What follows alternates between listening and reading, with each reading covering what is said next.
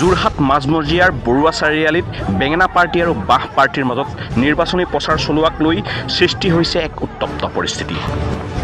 যোৰহাটত উপস্থিত আগন্তুক আহিবলগীয়া হাস্যমধুৰ অসমীয়া চিনেমা টিম XYZ। হিমাংশু প্ৰসাদ দাসৰ পৰিচালনাৰে নিৰ্মিত এই ছবিখনত অভিনয় কৰিছে জনপ্ৰিয় অভিনেতা সিদ্ধাৰ্থ শৰ্মাৰ লগতে বহু নৱপ্ৰজন্মৰ যুৱক যুৱতী। বহু নতুন যুৱক যুৱতীক অভিনেতা অভিনেত্ৰী হিচাপে এইবাৰ দেখা পাব অসমীয়া চিনেমা XYZ-ত। হিমাংশু প্ৰসাদ দাসৰ পৰিচালনাৰে নিৰ্মিত এই ছবিখনত সামাজিক মাধ্যমত চৰ্চিত নথকা বহু কলা কৌশলীয়ে লাভ কৰিছে অভিনয়ৰ সুযোগ।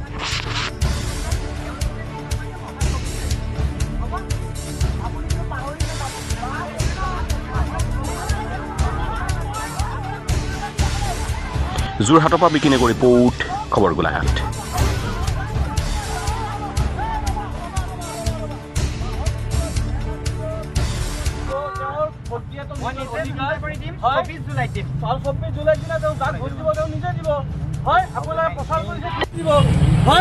প্ৰচাৰ কৰিছে ঠিকে আছে, বেয়া নাও ভাল বাঁহো ভাল, বাকী সিদ্ধান্তটো কিন্তু শেষৰ নিজৰ তেখেতৰ। গতিকে ৰাইজে নিজে সিদ্ধান্ত ল'ব বাঁহক ভোট দিবনে বেয়া নাক 24 জুলাই। ঠিক আছে আপোনালোকে ধুনীয়াকৈ প্ৰচাৰ কৰক, হিংসা নকৰিব, আৰামছে নিজৰ প্ৰচাৰ কৰক। হ'ব ঠিক আছে। নতুন এখন অসমীয়া চলচ্চিত্ৰ ৰাইজে চাবলৈ পাব কেইদিনমানৰ পাছতে। XYZ আপোনালোকে নাম দিছে, অতিকে আকৰ্ষণীয়। ইয়াৰ কাৰণ কি বা বিশেষ কি পাব এই ছবিখনৰ জৰিয়তে? আমিতো সকলোৱে XYZ, আমি যাক ভোট দিওঁ তেওঁলোকতো বিশেষ মানুহ, তেওঁলোক আমাৰ নেতা। কিন্তু ভোট দিবলৈ যোৱা সেই যে টিকা ফটো ৰ'দতো মানুহে যে লাইন পাতি থাকে, সেই মানুহবিলাকতো XYZ-এ, যদু মধু হৰি আমাৰ নিচিনা সাধাৰণ মানুহ। আৰু এই চিনেমাখন সাধাৰণ মানুহ অৰ্থাৎ মেইন লিডাৰসকলক লৈ নহয়, সেই লিডাৰসকলৰ পিছে পিছে দৌৰি ফুৰা তেওঁলোকৰ অনুগামী সকলক লৈ তেওঁলোকৰ ওপৰত ভিত্তি কৰি এই চিনেমাখন XYZ। বেঙেনা পাৰ্টিৰ লিডাৰ হৈছে সিদ্ধাৰ্থ শৰ্মা, আপোনালোকৰ সকলোৰে মৰমৰ অভিনেতা। লগতে বাঁহ পাৰ্টিৰ লিডাৰজন হৈছে ভৱেশ বৰুৱা, ভ্ৰাম্যমান জগতৰ জ্যেষ্ঠ অভিনেতা। তাৰ লগতে আমি জনাবলৈ ভাল পাম যে অভিনয় কৰিছে এই যিখন চহৰত থিয় হৈ কথা কৈ আছোঁ, যোৰহাট, তাৰে এগৰাকী অভিনেত্ৰী প্ৰেয়সী বৰা। এই চিনেমাখনৰ জৰিয়তে প্ৰথমবাৰৰ কাৰণে অসমৰ চলচ্চিত্ৰ জগতত ভুমুকি মাৰিব। কালি দেখা পোৱা যায় যে সামাজিক মাধ্যমত যি জনপ্ৰিয়তাকে চলচ্চিত্ৰ দেখিবলৈ পোৱা যায়, তোমাৰ ক্ষেত্ৰত ইয়াৰ কেনেদৰে ব্যতিক্ৰম?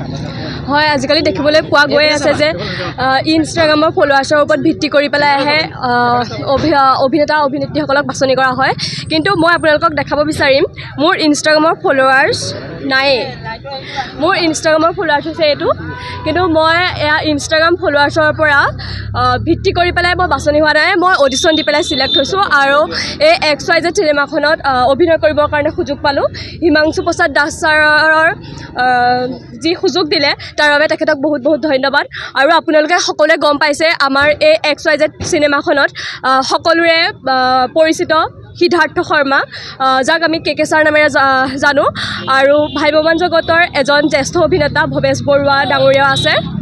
আৰু আমাৰ চিনেমাখন পৰিচালনা কৰিছে হিমাংশু প্ৰসাদ দাস ছাৰে আৰু প্ৰযোজনা কৰিছে হেমন্ত কলিতা ডাঙৰীয়াই।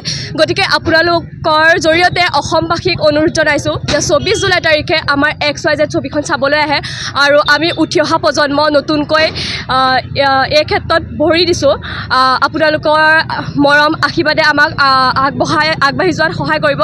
গতিকে আপোনালোকৰ জৰিয়তে অসমবাসীক অনুৰোধ জনাইছোঁ যে 24 জুলাই তাৰিখে আমাৰ XYZ চিনেমাখন আপোনালোকৰ ঘৰৰ ওচৰৰ চিত্ৰগৃহত চাবলৈ আহে আৰু আমাক মৰম দিয়ে। ধন্যবাদ।